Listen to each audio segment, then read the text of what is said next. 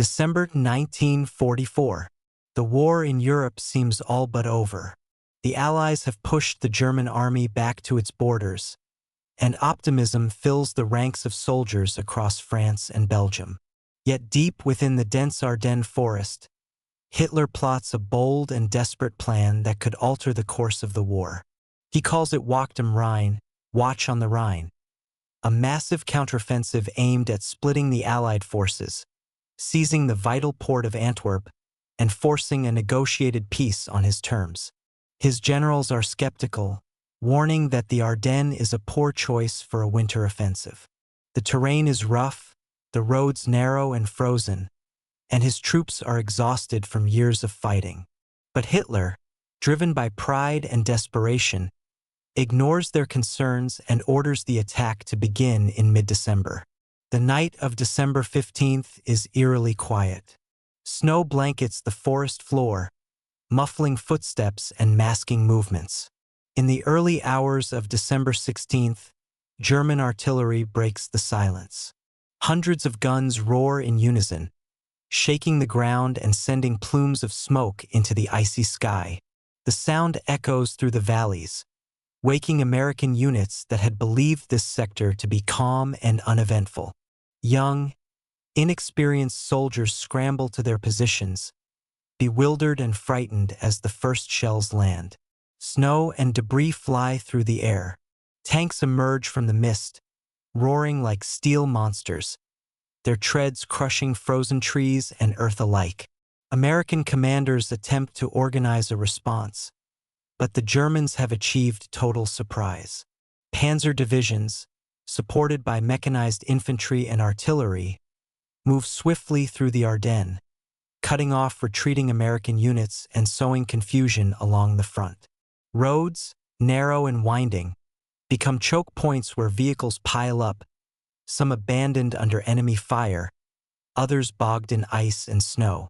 Despite these challenges, the German forces press forward with ruthless determination. For the Americans, the first day is a test of endurance and courage. Units communicate frantically over radios, trying to understand the scale of the attack. Orders are given to hold positions wherever possible, to delay the German advance. Yet with each passing hour, it becomes clear that Bastogne, a small crossroads town in southern Belgium, will be the key to controlling the Ardennes. Whoever holds Bastogne can influence the movement of entire divisions, controlling 7 vital roads that lead deeper into Allied territory. As the sun rises on December 17th, the Americans begin to realize the full scope of Hitler's gamble. The German offensive is not just a localized attack. It is a massive thrust aimed at destabilizing the entire Western Front. Soldiers face the double threat of an enemy advancing from multiple directions and the bitter, unrelenting winter. Frost bites through thin uniforms, and the snow, already deep in many areas, hampers movement and visibility. Medics struggle to keep up with frostbite and minor injuries, while commanders attempt to coordinate a defense without enough information on the enemy's strength or direction. Meanwhile, in the German command posts, officers monitor the advancing columns with cautious optimism. Hitler believes the Allies are overextended and that their supply lines are vulnerable. He expects the shock of the attack, combined with the harsh winter conditions, will break the American resolve and allow German forces to capture Antwerp within weeks. Yet even among the German generals, there is unease. They know the risks. The Ardennes is a forested maze. Winter snow can immobilize vehicles, and the Americans, though surprised, have already shown resilience in previous battles. By the end of December 16th, the first towns and villages in the path of the offensive have fallen. American units are retreating under pressure, regrouping where possible to slow the advance. Bastogne begins to emerge as the strategic focal point of both sides. For the young soldiers and seasoned commanders alike, the days ahead will test not just their military skill, but their courage, endurance, and ability to survive in one of the coldest, most punishing campaigns of World War II. Hitler's last gamble has begun, and the Ardennes winter will soon reveal whether bold ambition or stubborn resilience will determine the outcome. The forest, silent only a day before, now trembles with the thunder of guns and the roar of engines. The stage is set for a battle that will become legendary, not only for the strategies and movements of tanks and troops, but for the human spirit that will be tested in the frozen heart of Bastogne. As the German offensive rips through the Ardennes, one town becomes the center of everything: Bastogne, a small Belgian crossroads that controls 7 vital roads. Whoever holds Bastogne can influence the movement of entire divisions and possibly the outcome of Hitler's ambitious counterattack. By December 18th, German armored columns are advancing relentlessly, crushing thin American defenses in their path. Snow and ice slow some vehicles, yet the German forces adapt, moving with precision and determination. Villages along the route fall quickly, and fleeing civilians add to the chaos on the icy roads. The 101st Airborne Division, weary from prior engagements and unprepared for the extreme cold, is rushed toward Bastogne. Trucks and jeeps struggle along snow-choked roads, engines freezing in the bitter winter air. The soldiers arrive with minimal winter clothing, low ammunition, and limited medical supplies. Yet despite exhaustion and fear, they are determined to hold the crossroads at all costs. Every building, every intersection, and every street corner becomes a potential defensive position as men dig foxholes and set up makeshift barricades. German commanders recognize the importance of Bastogne and encircle it with a mix of infantry, artillery, and armored divisions. By December 21st, the trap is complete. The town is cut off from the outside world, and communication with higher Allied commands is sporadic at best. Supply lines are severed, roads are impassable for reinforcements, and harsh winter storms prevent aircraft from reaching the encircled Americans.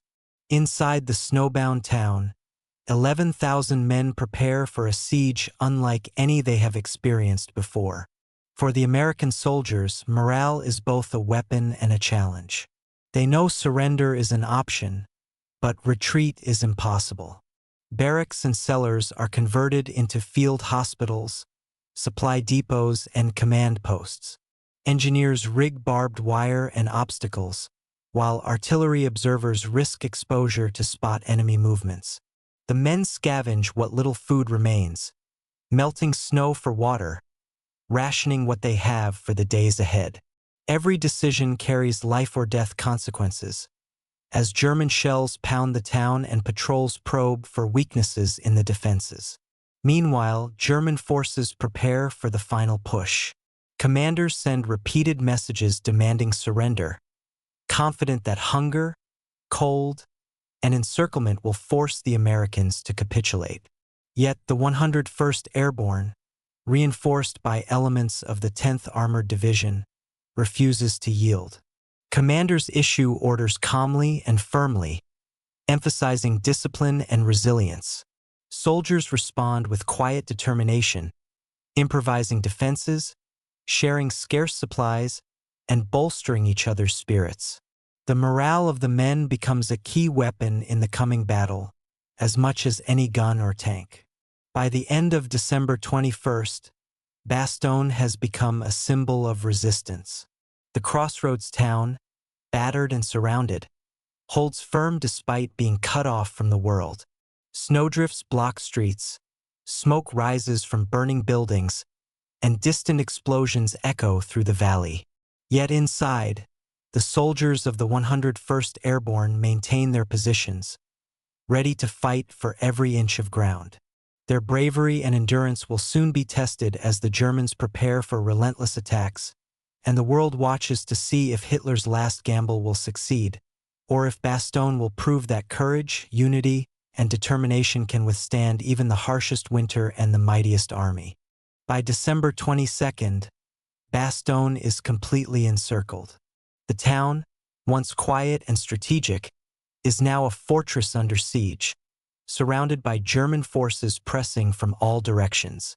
American soldiers, numbering roughly 11,000, are trapped inside with limited supplies and almost no reinforcements. The bitter Ardennes winter intensifies the challenge.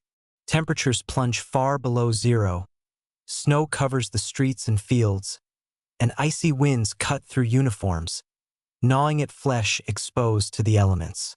Frostbite becomes as much an enemy as the German artillery pounding the town's perimeter. The men of the 101st Airborne Division, alongside elements of the 10th Armored Division, dig in wherever possible. Foxholes, cellar bunkers, and barricaded streets become their protection. Ammunition is scarce, and food supplies are minimal, rationed carefully to last until relief arrives. Medics work tirelessly, often in freezing cellars, tending to the wounded while breathing clouds of frost into the dimly lit rooms. Soldiers improvise, melting snow for water and burning fence posts or wooden crates for heat. Every action is a small victory against the dual enemies of starvation and cold. German forces maintain constant pressure. Artillery shells explode across the town day and night, shattering walls and roofs, sending debris into the streets. Infantry probes the perimeter in the hopes of finding a weakness, while tanks lurk in the snow-covered outskirts, waiting to strike at any exposed position. Despite the relentless bombardment, the Americans hold their lines, using ingenuity and courage to repel attacks and maintain communication across the town. Every street, every intersection, and every house becomes a defensive point, and the soldiers adapt quickly to changing threats. On December 22nd, German officers, confident that the siege has weakened the Americans, approach under a white flag, demanding surrender. Inside the town, Brigadier General Anthony McAuliffe receives the message. His response is immediate, concise, and unforgettable. Nuts! The reply spreads quickly among the troops, lifting spirits and reaffirming their resolve. Laughter mixes with the gunfire as men recognize the audacity of their situation. Surrounded, freezing, and outnumbered, yet defiant. Throughout the siege, morale becomes as vital as weaponry. Soldiers share food when supplies run low, take turns watching for enemy movement in freezing observation posts, and help one another endure frostbite and exhaustion. Commanders coordinate defenses meticulously, moving scarce artillery pieces to cover critical roads and choke points, ensuring that every available resource is used to its fullest potential. Communication with higher headquarters is limited, and yet orders are obeyed with discipline and precision, demonstrating the extraordinary professionalism and spirit of the men in Bastogne. As snow falls relentlessly over the besieged town, the world outside remains uncertain. Allied commanders recognize the significance of Bastogne and begin planning a relief operation, but the Americans inside cannot wait. Every day spent under fire strengthens their determination. The streets of Bastogne, once ordinary crossroads, are transformed into a frozen battlefield where human endurance is tested to its limits. The soldiers' courage and ingenuity in the face of encirclement, starvation, and sub-zero temperatures ensure that Bastogne will not fall quietly, proving that spirit, strategy, and sheer willpower can withstand even the most punishing conditions of war. While Bastogne is encircled and under relentless bombardment, far to the south, General George S. Patton surveys the situation with a keen and determined eye. The 101st Airborne is trapped, outnumbered, and freezing in the snowbound Belgian town, yet holding its ground against the German onslaught. Patton knows that without immediate action, the Germans could solidify their gains, threaten Antwerp, and potentially destabilize the entire Western Front. With his characteristic decisiveness and audacity, he formulates a plan that many consider nearly impossible. The Third Army must pivot north 90 degrees through snow, ice, and treacherous terrain to relieve the trapped forces in Bastogne. The orders are issued, and the army begins its grueling march. Tanks, Trucks and infantry units crawl through icy roads blocked by felled trees, abandoned vehicles, and snowdrifts several feet deep. Engines stall in the sub-zero temperatures. Men struggle to push vehicles free, and supply convoys struggle to maintain their pace. Yet Patton drives them forward with relentless energy, visiting units personally, inspecting progress, and inspiring confidence in the troops. His leadership becomes the lifeline for thousands of men facing impossible odds. The journey north is fraught with danger. German forces are aware of Patton's maneuver and attempt to slow the advance with ambushes, artillery fire, and defensive positions along critical routes. Snowstorms blind drivers and obscure aerial reconnaissance, forcing commanders to rely on maps, experience, and intuition. Night after night, soldiers march and fight through freezing winds, exhaustion, and the constant threat of enemy attack. Every mile gained is a small victory, each pause a test of endurance. As Patton's forces approach the Ardennes, coordination with the besieged 101st Airborne becomes crucial. Communication lines are tenuous. Radio signals are intermittent. Yet both commanders understand the importance of timing. Supplies, including ammunition, food, and medical aid, are dropped from the air whenever conditions allow. Troops in Bastogne cheer as parachutes float down, lifting their spirits even in the darkest hours. Engineers quickly distribute the supplies to the units most in need, while medics continue to care for the wounded under impossible conditions. By December 23rd, after days of grueling effort, the vanguard of Patton's Third Army reaches within striking distance of Bastogne. Tanks rumble through snow-covered fields, infantry secures flanks, and reconnaissance units push forward to probe German positions. German commanders realize their window of opportunity is closing. The siege is about to be broken.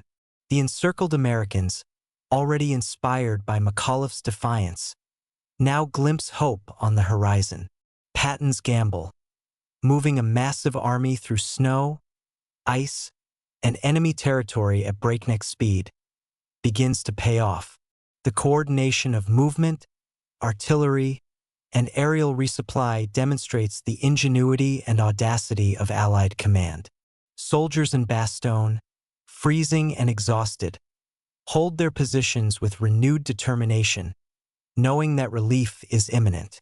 The Ardennes winter, once an enemy as formidable as the German army, now becomes a backdrop to the daring maneuver that will turn the tide of the Battle of the Bulge and prove that bold leadership, courage, and unyielding determination can triumph even in the harshest conditions of war. On December 26, 1944, after days of relentless fighting and bitter cold, the first tanks of General Patton's Third Army finally break through to Bastogne. The siege that had held thousands of American soldiers hostage for nearly a week is over. Exhausted men, covered in frost and mud, watch as reinforcements roll into the snow-choked streets, bringing fresh supplies, ammunition, and hope. The relief is immediate and overwhelming. Cheers echo through the battered town, mixing with the distant rumble of German artillery that still lingers on the outskirts. The men of the 101st Airborne Division and supporting armored units have endured unimaginable hardships. Surrounded by German forces, with ammunition and food scarce, they faced freezing temperatures, relentless artillery, and the constant threat of assault. Yet their determination never wavered. Every foxhole, barricade, and street corner had been defended with courage and ingenuity. Soldiers had improvised heating with fence posts and debris, rationed supplies carefully, and shared what little warmth and comfort they could provide one another. Their unity and resilience had transformed Bastogne from a mere town into a symbol of defiance and strength. German commanders attempted desperate counterattacks, but the momentum had shifted. The arrival of Patton's forces not only lifted the siege but shattered German confidence. Bastogne, once a strategic crossroads under siege, now stood liberated. The snow and destruction surrounding the town bore silent witness to the ferocity of the battle. But inside, the American troops celebrated their victory in small moments of camaraderie, sharing food, exchanging stories, and tending to the wounded who had survived days of hardship. The significance of Bastogne extended far beyond the town itself. Holding it had prevented the Germans from controlling vital roads, securing key positions in the Ardennes, and potentially threatening Antwerp. It became a turning point in the Battle of the Bulge, demonstrating that determination, leadership, and courage could overcome overwhelming odds. General McAuliffe's famed defiance, his single-word reply, "Nuts," had become emblematic of the indomitable American spirit. Soldiers laughed and joked even amidst the ruin, proving that morale and resolve could survive even the harshest conditions. As the soldiers looked out over the frozen, war-torn streets, they witnessed the results of their perseverance. Tanks rolled in, artillery pieces were repositioned, and medical teams set to work treating the wounded. Reinforcements secured the town and prepared to advance. But the legend of Bastogne had already been written. It was a story not only of military strategy and armored maneuvers but of human endurance, courage, and the refusal to yield to overwhelming adversity. In the end, Bastogne stood as a testament to the idea that neither frost, hunger, nor the mightiest army could break the spirit of men determined to fight for their comrades, their mission, and their country. The victory at Bastogne echoed across the Allied forces, inspiring morale and fortifying resolve for the battles to come. Soldiers who had faced the harshest winter and the fiercest enemy returned to their positions with renewed strength, knowing that their stand at Bastogne would be remembered not just as a military achievement, but as a symbol of resilience, unity, and the unbreakable will of the American soldier.